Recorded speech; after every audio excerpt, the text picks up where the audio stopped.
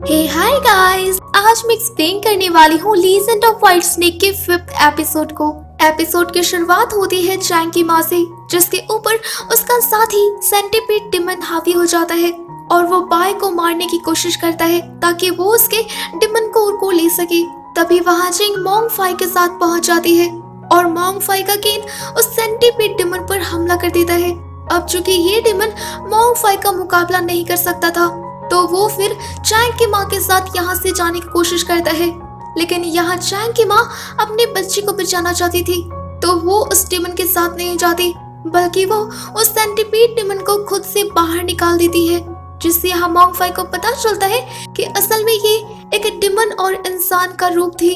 अब यहाँ इस डिमन के निकल जाने से यहाँ चैंग की माँ बहुत कमजोर हो जाती है, जिससे वो अपने बच्चे को बचा नहीं सकती थी। तब यहाँ बाय अपनी पावर्स लगाकर चैंग के सोल को लाने की कोशिश करती है। वहीं इधर मोंग फाई उस सेंटीपीड डिमन को जो कि भाग रहा था उसके ऊपर हमला कर देता है, पर ये डिमन बहुत ही पावरफुल था और वो मोंग फाई पर भारी पड़ रहा था और उसे मारने ही वाला था। पर तभी जिंग मोंग फाई को अपनी पूंछ से बचा लेती है, जिसके बाद वो दोनों मिलकर उस सेंटीपीड डिमन से फाइट करने लगते हैं। वहीं इधर चैंग की माँ खुद को सैक्रिफाइस करती है और अपनी पूरी पावर्स को खुद से बाहर निकाल देती है ताकि वो अपने बच्चे को बचा सके, जिससे उसकी वहीं पर मौत हो जाती है। पर उसका ये सैक्रिफाइस जाया नहीं जाता, क्योंकि बाय उसकी मदद से चैंग के सोल को उस कमल पर ले ही आती है, जिसके बाद वो उस कमल को मृत्यु के द्वार के उस पार ले जाने लगती है। यहाँ जिंग सोंग बाय को रोकता है, क्योंकि इस रास्ते पर जाने पर वो वापस नहीं लौट पाएगी। पर बाय नहीं सुनती और वो चैंग के सोल को मृत्यु के द्वार की दूसरी तरफ ले जाती है, जिससे उसकी आत्मा पुनर्जन्म के लिए चली जाती है। पर यहाँ बाय जैसे ही वापस लौट रही थी, तो वो द्वार उसे अपनी तरफ खींचने लगता है। ये देख जिंग सोंग बाय के हाथ को पकड़ लेता है और वो उसे बाहर लाने की कोशिश करता है। इधर मोंग फाई और जिंग जो कि उस डिमन से फाइट कर रहे थे, यहाँ ये डिमन उन दोनों को ही अपने पावर्स में जकड़ लेता है और वो उन्हें मारने वाला था। तब मोंग फाई खुद को और जिंग को उस बड़े से पोल से ढक लेता है, जिससे वो डिमन उनका कुछ नहीं कर पाता।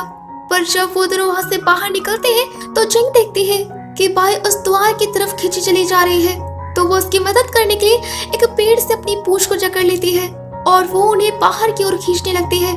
पर इस द्वार की ताकत बहुत ही ज्यादा थी और वो बाय के साथ उन दोनों को भी अंदर की तरफ खींचने लगती है। इधर मोंग फाई को अपने गुरुजी की बात याद आती है, जहाँ उन्होंने कहा था कि एक डिमन सिर्फ अपने सोच से डिमन होता है और अगर वो दयालु है तो उसे कभी भी उस डिमन को नहीं मारना चाहिए।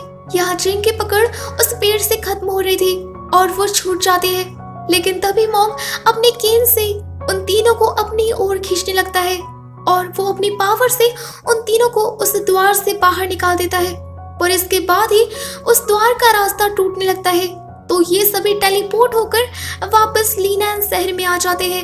उसी शॉप में मोंग फाई वहां से जाने लगता है, पर वो उनसे कहता है कि वो इस बार तो नहीं छोड़ रहा है, लेकिन अगर कभी उन्होंने गलती की तो वो उन्हें पकड़ लेगा। वहीं दूसरी तरफ कॉम्पू जूसैन के साथ मिलकर यहाँ पर बंधक सभी बच्चों को बचा लिया था। तभी वहाँ रूही आ जाती है और वो जोजियन का हाथ पकड़कर उससे बातें करने लगती है। ये देख बाय को बिल्कुल भी अच्छा नहीं लगता, तो वो वहाँ से जाने लगती है, पर तभी वो बेहोश हो जाती है और जिंग सोंग उसे बचाता है। यहाँ जोजियन जब बाय को इस हालत में देखता है, तो वो उसकी मदद करना चाहता था, पर जिंग सोंग उसे साफ मना कर देता है और बाय को अपनी गोद में उठाकर वहाँ से जाने लगता है।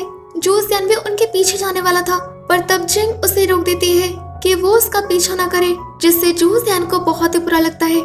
इसके बाद वो चैंग के पेरेंट्स से मिलने उनके घर आ जाता है, जहाँ वो देखता है कि चैंग की माँ मरने की कोशिश कर रही थी, तो वो उन्हें रोकता है। इधर हम बाय और जिंग को देखते हैं, जहाँ बाय ठीक थी और उसे चैंग के माँ से मिलना था, तो वो जिंग के साथ चैंग के घर के सामने आ जाते हैं, जहाँ बाय को वहाँ पर चैंग की सोल दिखती है। तो वो दोनों घर के अंदर आती है, जहाँ वो देखती है कि चैंग की माँ बहुत ही रो रही थी अपने बेटे को याद करके। ये देख बाय उन्हें बताती है कि उनके घर फिर से चैंग आने वाला है, क्योंकि वो प्रेग्नेंट है।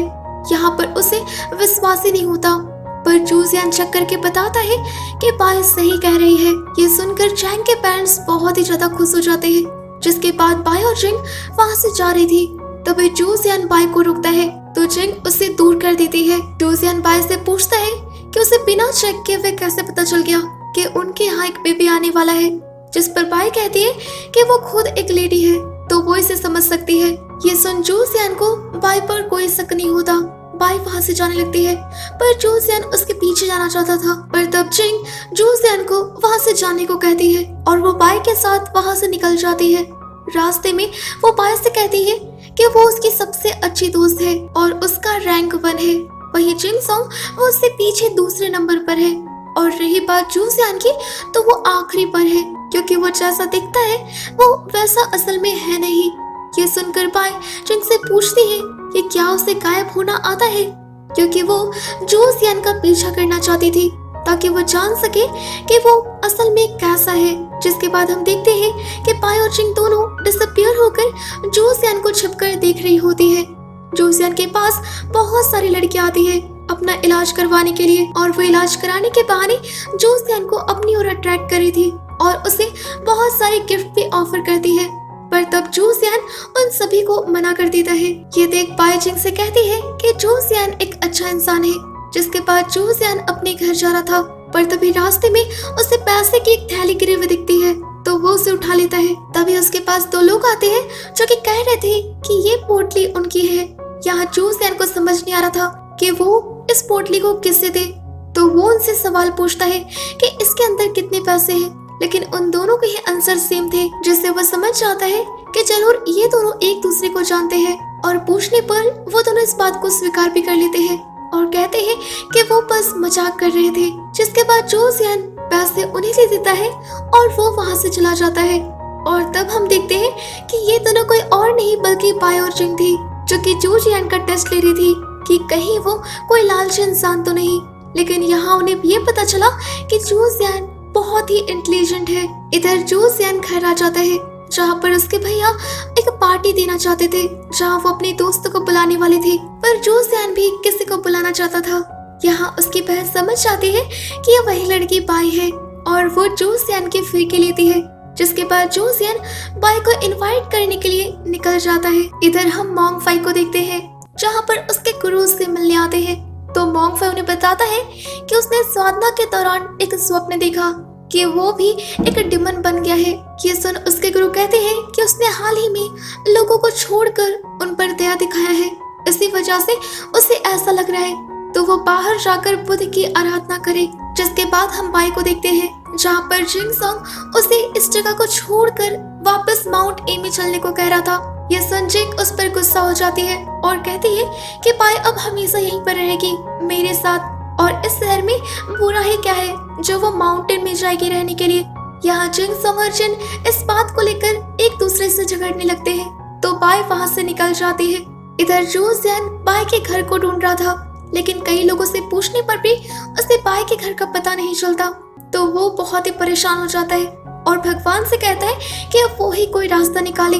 तभी वहाँ बारिश शुरू हो जाती है तो वो बारिश से बचने के लिए एक जगह जाता है और बाय भी बारिश से बचते हुए वहाँ पर आ जाती है, जिससे ये दोनों मिल जाते हैं। यहाँ बाय जोसियन को देखकर बहुत ही खुश होती है और उससे पूछती है कि वो यहाँ क्या कर रहा है। जिंग सॉन्ग बताता है कि वो उसके ही घर को ढूंढ रहा था, लेकिन वो मिला ही नहीं। जिस पर बाय कहती है कि उसका घर बहुत ही सुनसान जगह पर है तो इसी वजह से उसे नहीं मिला होगा। बाय भीग गई थी तो जोसियन उसे रुमाल देता है। अब तभी बारिश रुक जाती है तो बाय वहाँ से जाने लगती है, पर जोसियन कहता है कि वो उसके घर तक उसे छोड़ने जाएगा, तो बाय भी मना नहीं करती और वो जोसियन को अपने घर के सामने ले आती है, लेकिन वो अंदर नहीं जाता। वो बाय को वहीं पे बताता है कि उसके घर पर एक पार्टी है तो उसे आना है, और ये कहते हुए वो जाने लगता है। पर बाय ऐसा नहीं चाहती थी तो वो अपने मैजिक से वहाँ बारिश करवा देती है, जिससे जोसियन को अंदर आना ही पड़ता है। वहीं घर के अंदर जिंग और जिंग सॉन्ग एक दूसरे से बहस कर रहे होते हैं कि बाय किसके साथ रहेगी। ये दोनों एक दूसरे पर अपनी मैजिक से सामान फेंकने लगते हैं और तभी एक सामान जोसियन को लगने वाला था। ये देख बाय उसे चिड़िया बना देती है।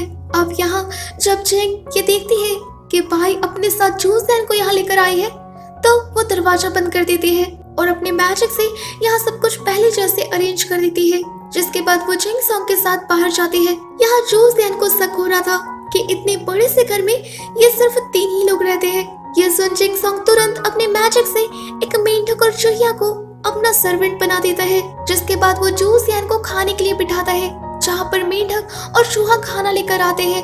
तभी एक मक्खी उड़ती है तो वो मेंढक उस मक्खी को खा लेता है। ये देख पाए जिंग सोंग का ध्यान वहाँ से हटाने के लिए अपने हाथ पर सूप गिरा लेती है, तो जू सियान उसका इलाज करना चाहता था, पर जिंग सोंग उसे रोक देता है, ये कहते हुए कि ये काम वो कर लेगा क्योंकि वो बाय के बहुत ही करीब है। ये सुनकर जू सियान बहुत ही हैरान हो जाता है और यही ये एपिसोड खत्म हो जाता है। तो गाइस, आई होप आपको एपिसोड पसंद आया होगा, तो वीडियो को लाइक जरूर से जरूर कर दीजिएगा और आगे के एपिसोड्स देखने के लिए चैनल को सब्सक्राइब करना बिल्कुल भी मत भूलिएगा। Thanks for watching.